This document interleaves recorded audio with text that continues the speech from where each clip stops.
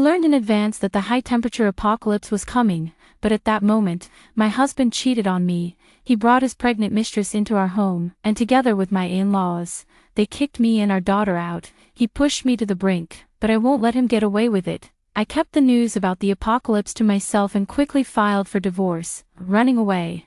I want to see how this family, who got together in such a way, will act when life and death are on the line.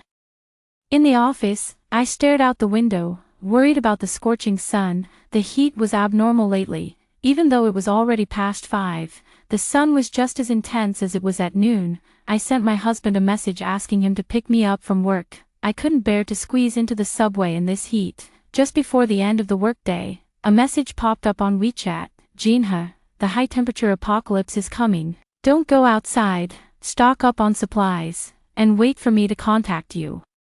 It was from my best friend, Su Meng. She worked at a research institute and had been on a desert exploration for the past 6 months. She never said anything without evidence, so she must have discovered something. My heart skipped a beat. I replied to reassure her and reminded her to stay safe.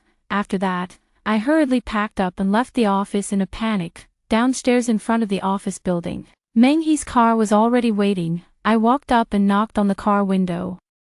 He was startled and took a while to lower the glass. "Wife, why are you off work so early?" he asked. I froze for a moment, unable to ignore the small motion he made to hide his phone. If I wasn't mistaken, he was looking at WeChat. Why would he hide his chat from me? With a woman's intuition, I immediately sensed that something was off. I had originally planned to bring up the temperature warning, but that was quickly pushed aside as I observed Meng He's expression throughout the drive. Aside from that brief moment of panic, nothing seemed out of the ordinary. I pretended like nothing was wrong. Later that night, after Meng He fell asleep, I took his phone and unlocked it with his fingerprint. Opening WeChat, I immediately noticed something strange. In the chat list, aside from colleagues, there was a cartoon avatar that didn't belong. I clicked on it and scrolled up.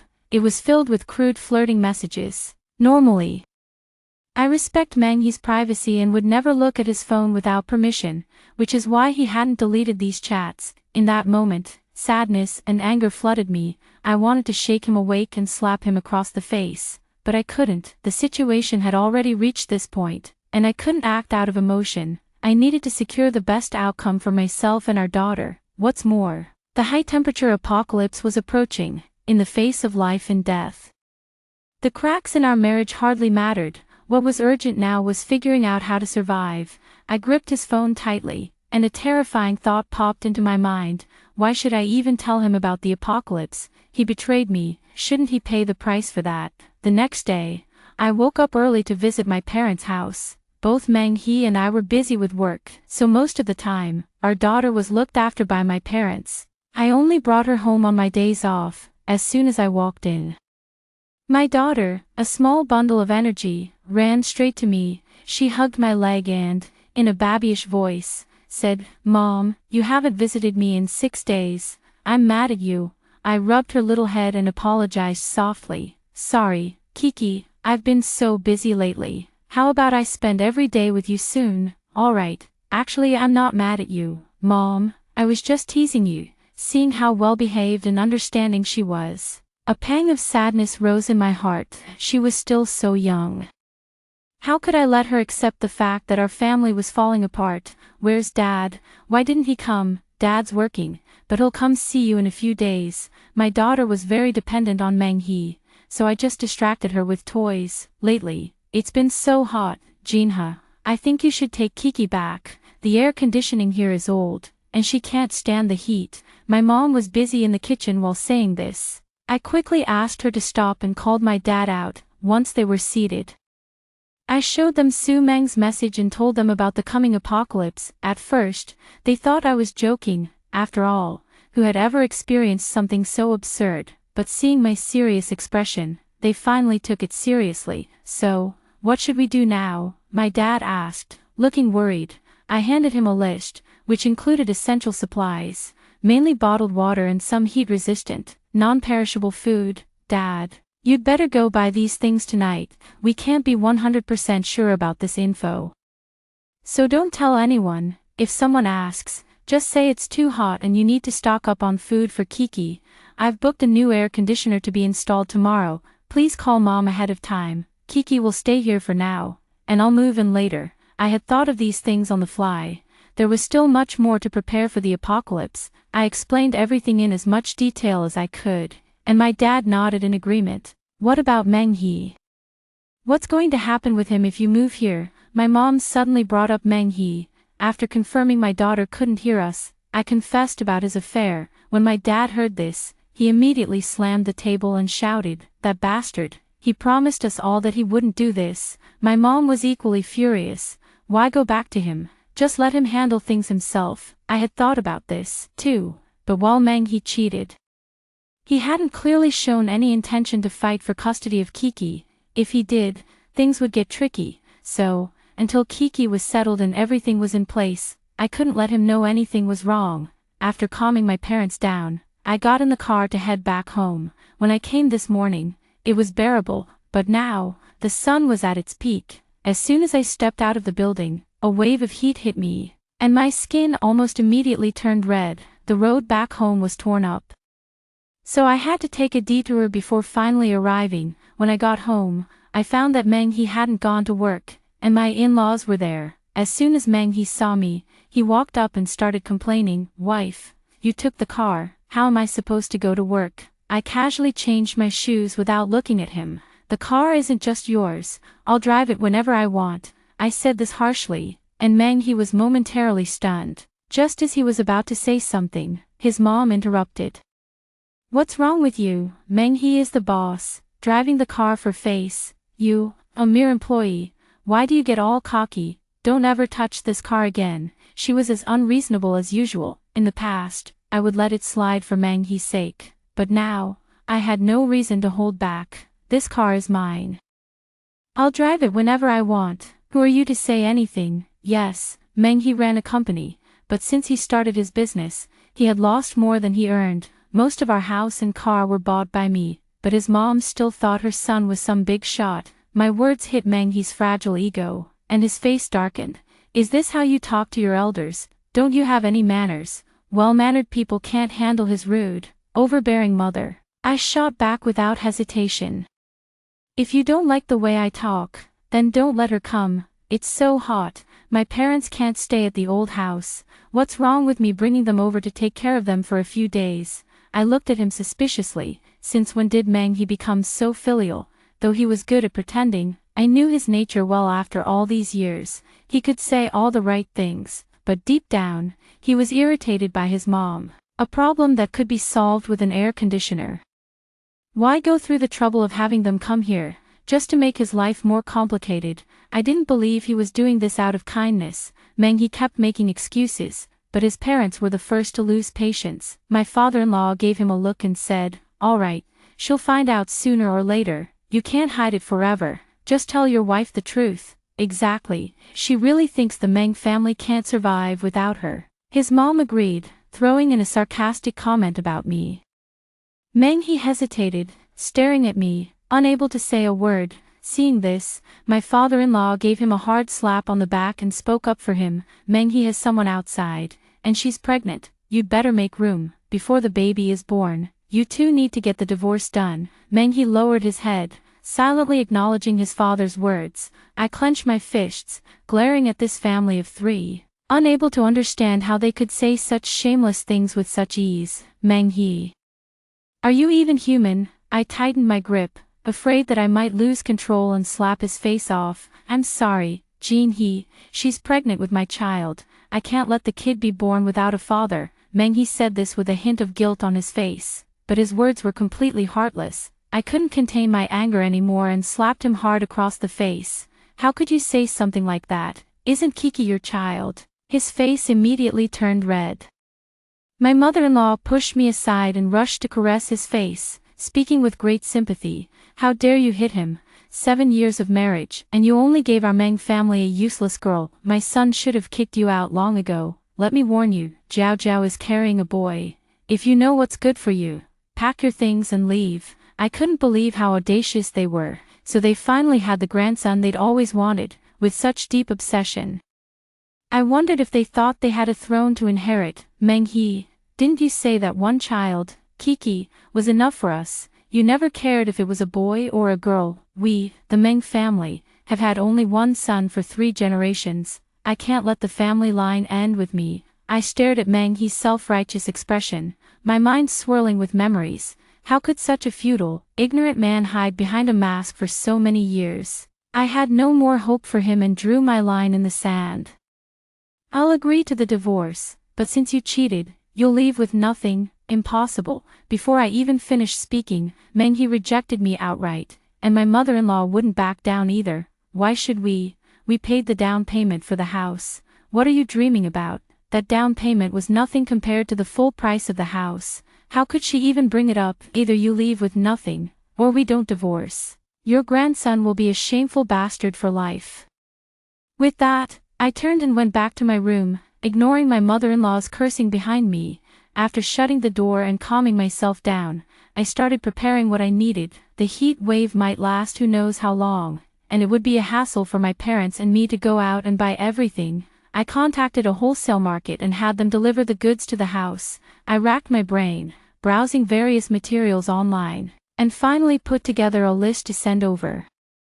Most of the food was long-lasting dry goods and vegetables: 200 pounds of flour, 200 pounds of rice, 200 pounds of millet, 50 pounds of potatoes, 50 pounds of radishes, 100 pounds of dried greens, and 100 boxes of instant noodles, self-heating hot pots, and compressed biscuits. For anything they had, I ordered at least 100 units. More importantly, water. I bought 500 barrels of mineral water and 100 boxes each of energy drinks.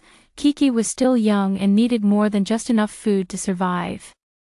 Her nutrition had to be ensured, so I added 100 pounds of beef and lamb, 200 cans of meat, and 100 chickens, ducks, and geese. Considering where to store all this, I ordered 2 large freezers. I planned to get rid of the unused furniture at my parents' place to make room in the living room. Cooling depended on electricity. My dad had experience in this, so I messaged him and quickly got a reply. He used his connections to buy a diesel generator and solar panels, planning to install them himself.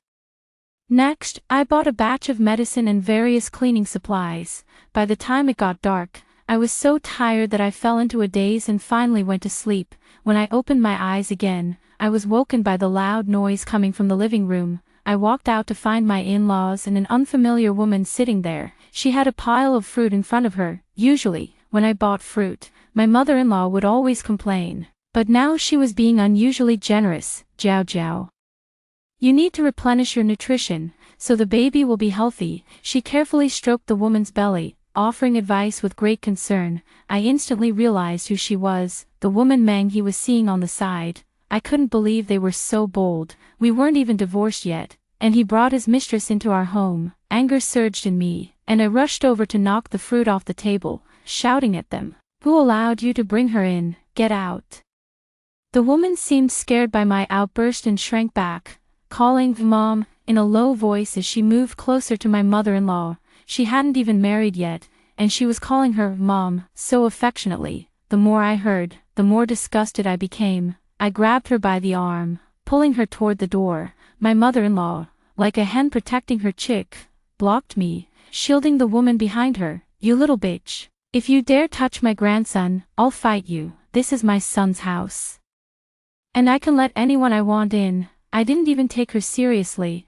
I pushed her aside and dragged the woman toward the door. The woman's crying and my mother-in-law's shouting mixed together in chaos, and my father-in-law took the opportunity to call Meng He. He was back in no time. When Meng He entered, he immediately pulled me away, standing in front of me as if to protect the woman. Zhou Jin He, are you done making a scene? He looked at me with anger, his tone cold, blaming me for causing trouble for another woman. My anger boiled over, and I was trembling with rage. Meng He, we're not even divorced yet, and you still have the nerve to act this way. By now, the mask had completely fallen, and all the guilt he had left was gone. He revealed his true intentions. Jiao Jiao is carrying my child. It's so hot, I can't let her live alone. I've made up my mind, we're getting a divorce. He finally said the word, divorce, and with that, any lingering attachment I had for him evaporated. I responded coldly, I told you, you leave with nothing, and then I'll agree to the divorce. Impossible. I paid the down payment on the house. The mortgage was shared after marriage, so by rights, the house should be mine. Even if you want to sue, I'll win. He spoke with certainty, as if he had rehearsed this in his mind 1,000 times. And Kiki, I asked, I won't fight you for Keek's custody. I couldn't take it anymore. I slapped him across the face and shouted angrily, so your plan is to kick me and Kiki out, leaving us with nowhere to go in this heat. You're trying to kill us. My heart was pounding in my chest, and I was filled with fear as I spoke. It hit me suddenly. I had been blinded by anger. My parents and daughter were waiting for me to make arrangements, yet I had been caught up in this mess with Meng He. The urgent task was to find a place to stay. My parents' small house couldn't fit all the supplies I had bought, and with the situation being so unpredictable, having all this gear would make us a target. The old iron gate at my parents' house could easily be kicked down, and the danger would only double. I realized then that there were still so many holes in my plan. I don't have the ability to take care of so many people. Right now, I just want Jiao Jiao's baby to be born safely, I thought. Meng He looked at me indifferently, and I deflated, no longer arguing with him. I agree to the divorce. I don't want the house, but the savings and the car, those are mine. The house had just been fully paid off this year, and the savings and car barely added up to $1 million. It felt like I had been shortchanged. Meng He quickly agreed.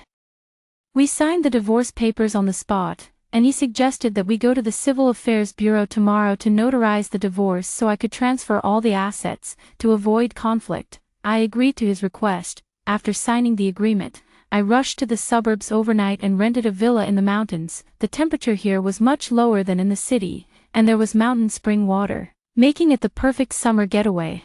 I pretended to rent it as a storage space. The agent specifically found me one with a basement, where I could store the goods safely. More importantly, the landlord was overseas and had entrusted the entire renting process to the agent. I could move in immediately after signing the contract. I signed the lease on the spot, and after the payment cleared, the agent handed me the keys. Next, I contacted the wholesale market's customer service, sent them the villa's address, and paid double the delivery fee. They promised to start processing the goods as soon as the sun came up. After taking care of all this, I headed back to the city, and by the time I arrived, it was already dawn. As planned, I went to the Civil Affairs Bureau. Meng He still had some affection for his daughter, so I picked her up along the way to avoid him changing his mind. Although I didn't want my daughter to witness the ugly side of our relationship, the situation was urgent, and I had no choice but to do it, as expected.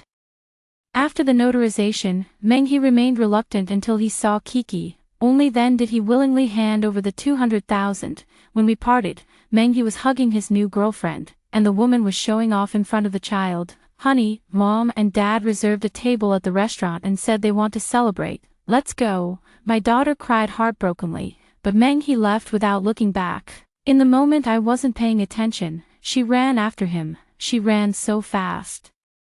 And when she got close to him, probably afraid she might hurt the girlfriend, he actually pushed her away.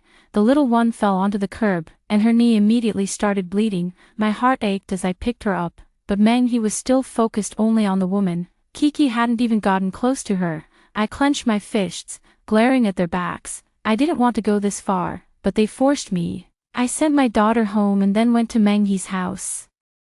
I removed parts from the air conditioning and refrigerator, and soon the equipment stopped working. I took all the drinking water with me, opened the windows to let the heat in, and turned the house into a furnace, let them enjoy it. I quickly returned home, picked up my parents, and headed to the villa. They knew I hadn't slept all night and were very concerned. My dad offered to drive so I could catch up on sleep, and I peacefully fell asleep when I woke up. My dad had taken us to the building materials market. He bought various stones, concrete, steel bars, and more, saying that people's hearts were unpredictable and we had to ensure safety. Additionally, he bought a lot of fire-resistant and heat-insulating materials, as well as electrical wires, faucets, pipes, and other tools for repairs. I had no knowledge of these things, nor would I know how to use them, but with my dad around, I felt much more at ease. He also reminded me to order a few electric batons and self-defense tools online and have them delivered to the house immediately. By the time we arrived at the villa, the items I ordered had already been delivered. The workers were unloading the goods. I didn't dare expose the basement and only had them place the items in the yard. One of the delivery guys curiously asked, "Miss, when are you going to sell all this stuff? Aren't you worried it'll expire?" I had to make up a reason. "I'm selling it live, and these items will be sent out tomorrow. You young folks are really impressive. We can only do physical labor." The delivery guy was sweating heavily but still smiled and gave me a thumbs up. I felt guilty inside. After they finished unloading, I gave him 3 times the usual delivery fee, plus a tip. He repeatedly refused, but I insisted he take it. "Big brother, it's so hot right now. A lot of people in your line of work have accidents. You should rest at home for a bit before going out again. I'm not a saint and can't protect everyone, but I can only do what I can." After he left, I did a quick round of inspection around the area. This place was originally planned to be a resort, so most people bought the villas with an investment mindset, and the occupancy rate was low. This also made it easier for us to move around.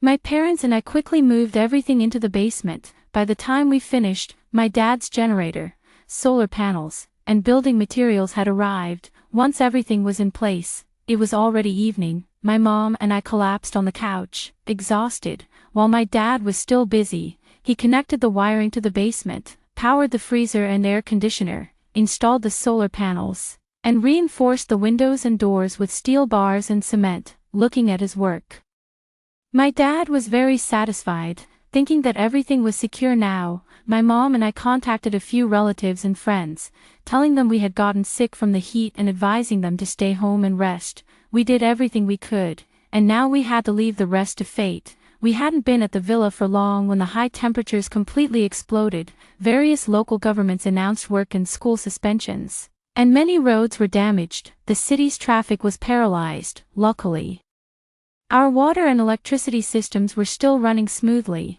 and people stayed indoors, managing to hold on. Our family stayed in the basement. My dad was making stuffing and pickling vegetables, and since the freezer had limited space, my mom was busy organizing things to prevent them from going bad. At that moment, my phone reminded me to update the system. That's when I remembered that we had installed surveillance cameras for Kiki. After doing so much, how could I not see the consequences for Menghi's family? I eagerly opened the surveillance feed and saw Menghi's family of 4 in the living room. That Jiao Jiao was lying on the couch with a basin of ice beside her. His mother was fanning her, giving all the cool air to Jiao Jiao while sweating profusely herself. Even then, Jiao Jiao was still dissatisfied, complaining to Menghi, "Menghi, did you find someone to fix the air conditioner or not? I'm about to die from the heat.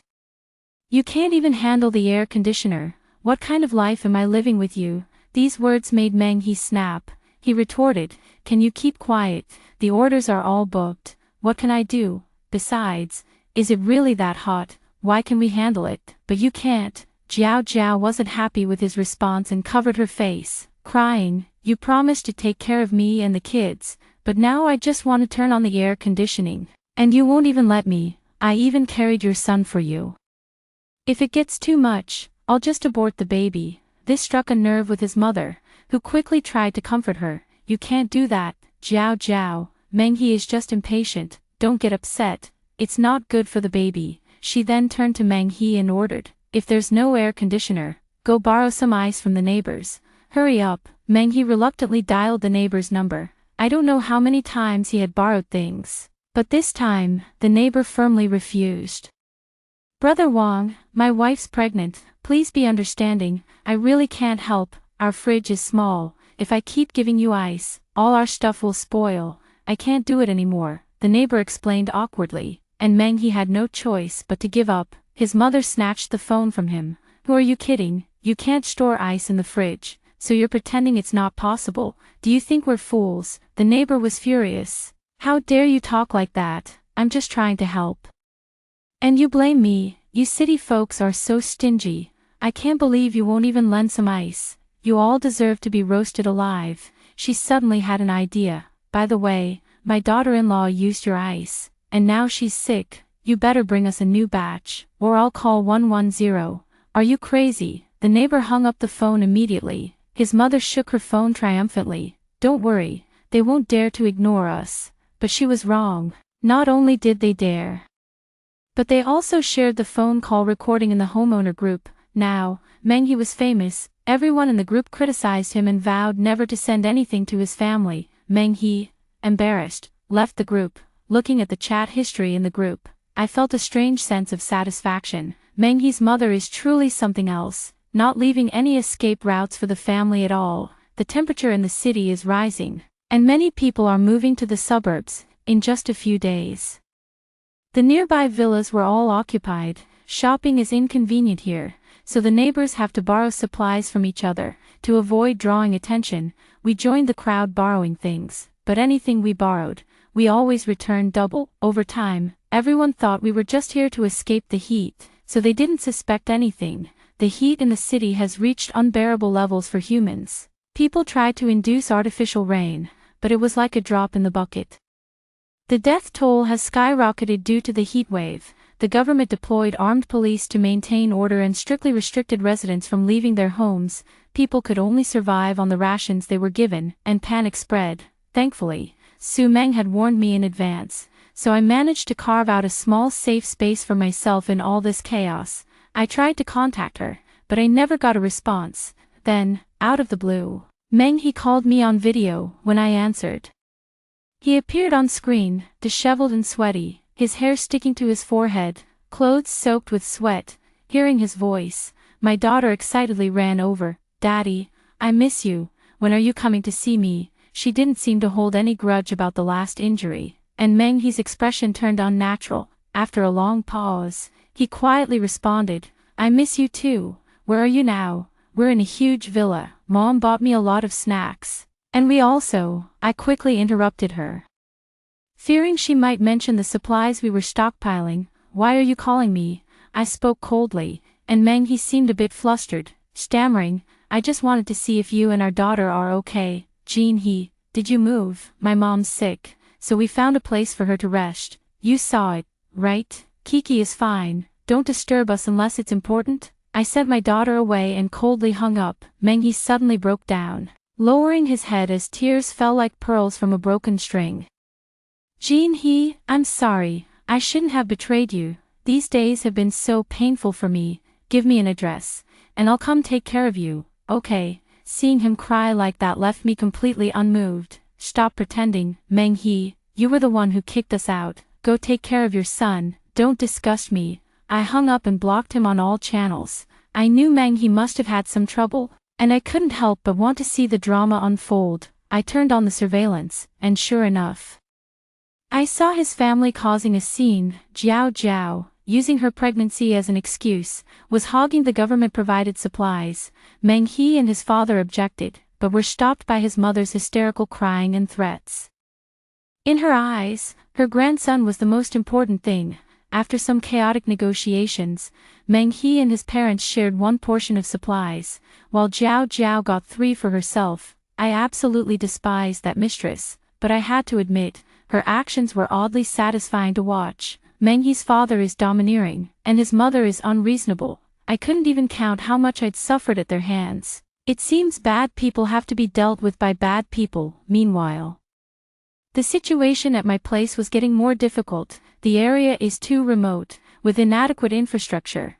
Within a few days, both the water and electricity were cut off. My dad's generator and solar panels finally came in handy. Although they couldn't compare to city power, they were enough for our family of 4. The temperature was unbearable, and our 2 big freezers were still running. We couldn't overdo it with the air conditioning, so we tried not to use it much.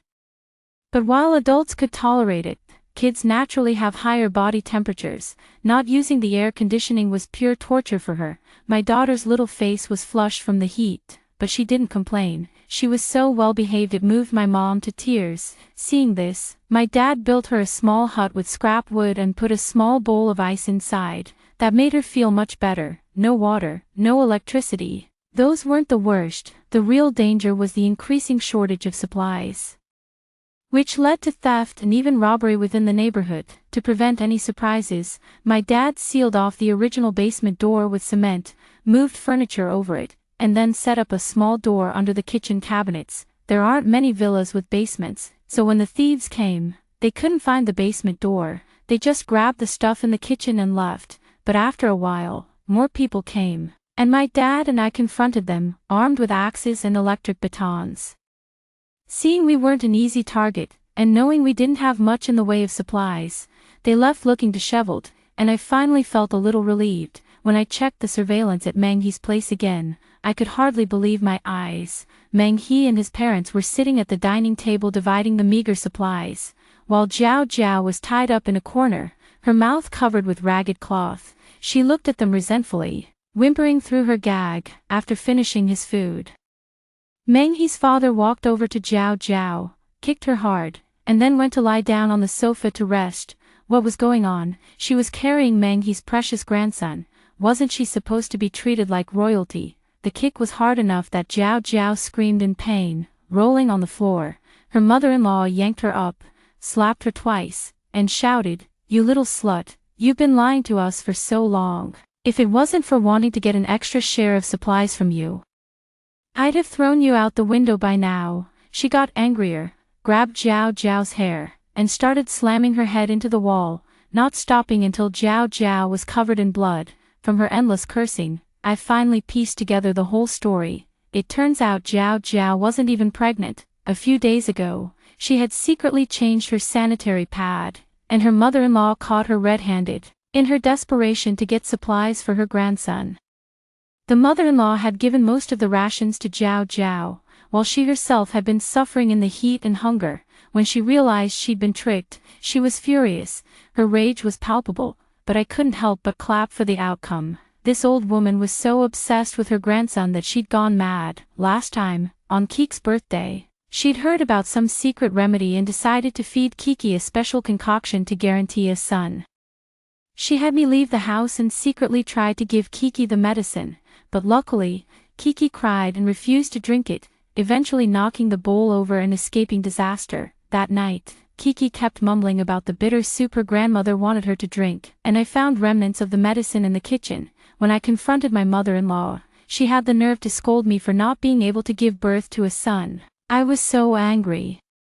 I had Meng He send her back to her hometown and entrusted Kiki to my parents' care. To be safe, I even installed hidden cameras all over the house. Looking back at everything, I gritted my teeth in hatred. So now, no matter how badly my mother-in-law is suffering, I have no sympathy for her. Jiao Jiao, barely conscious and covered in bruises, lay on the ground with her eyes closed. Her body was a patchwork of fresh and old wounds, and I had no idea how long she'd been tortured. After hitting Jiao Jiao, her mother-in-law was still not satisfied. She sat on the floor, crying and complaining, "What kind of sin have I committed? Just sent away one bad omen, and now I've got this liar. Why is it so hard to have a grandson? I should have kept that woman, the one with the surname Zhou." This old woman was still fixated on her grandson. It was hopeless. Meng He looked at his mother, who was wailing, and finally couldn't take it anymore. He slammed the table and shouted, "Enough. Can you just shut up for a minute?" His father also impatiently told her to be quiet, and only then did she stop. Jiao Jiao's eyes widened, her gaze full of hate as she stared at the three of them, wishing she could tear them apart. I zoomed in on the screen and saw her making small movements behind her back, as if she was sharpening the rope with a blade. Meng He and his parents were torturing her, and if she ever got free, I was sure she would take her revenge in the cruelest way. I was looking forward to that day. Finally, she got her chance. One night, when everything was quiet, she cut the rope and secretly dropped rat poison into the water from the cupboard. Meng He and the others had no idea. They just thought the water had gone bad from the heat, so they forced themselves to drink it.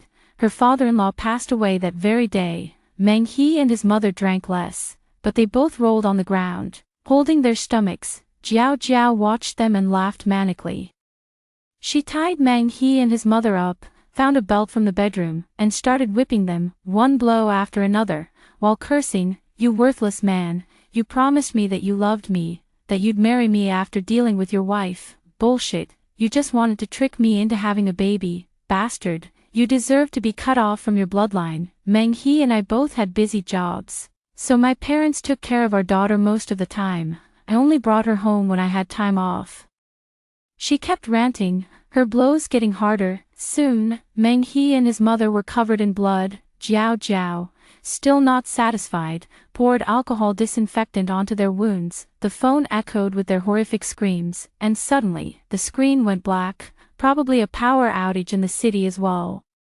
I took a deep breath, replaying the terrifying scene in my mind. Jiao Jiao's mental state was probably long broken from all the torture. Meng He and his mother, they were in for a dark and unbearable life. I couldn't focus on their lives anymore, so I spent my days mindlessly scrolling through my phone. On the web, the death toll kept rising, and the temperature outside had reached a point where people couldn't even move. Only firefighters and police officers, with special equipment, were active on the disaster front lines. I couldn't do anything, just prayed for their safety. Soon, the signal was lost, and I couldn't receive any outside news anymore. All I could do was wait for the heatwave disaster to end. Our family of 3 moved entirely to the basement. To cheer us up, my mom kept making different meals, and my dad made a bunch of little toys for my daughter. We stayed together as a family. Through any hardship, we would get through it. 3 months later, we finally had a downpour that lasted 3 days. The temperature in the city dropped. It was still summer, but at least people could go outside again. When I stepped out of the basement, the blinding sunlight made it hard to open my eyes. It took me a while to adjust, but eventually, I saw the outside world clearly. The flowers and plants in the yard were all dried up, the ground cracked with deep crevices. Everything had lost its life, except for the people who were celebrating their new beginnings. After a month of recovery, the city resumed its usual rhythm. I also received a call from the police. They told me that when the rescue team arrived at my house, they found only a crazed woman and 3 sets of human bones. After investigation, they confirmed the bones were Meng He and his parents. Jiao Jiao had lived with the bodies for months. She was so traumatized that she lost her mind and was sent to a psychiatric hospital. Meng He and I hadn't filed for divorce yet, so officially we were still married, and I had to handle everything. I entrusted everything to the funeral home and didn't look back. Then, I sold the house and found an agent to lease it back for a few months. I hired a renovation team to reinforce the house, inside and out. My parents wanted to move things from the basement upstairs, but I stopped them. Mom, Dad, I think we need to stock up a little more. A few days ago, Su Meng sent me a strange image and then went silent. I just hope all the things I've done aren't pointless.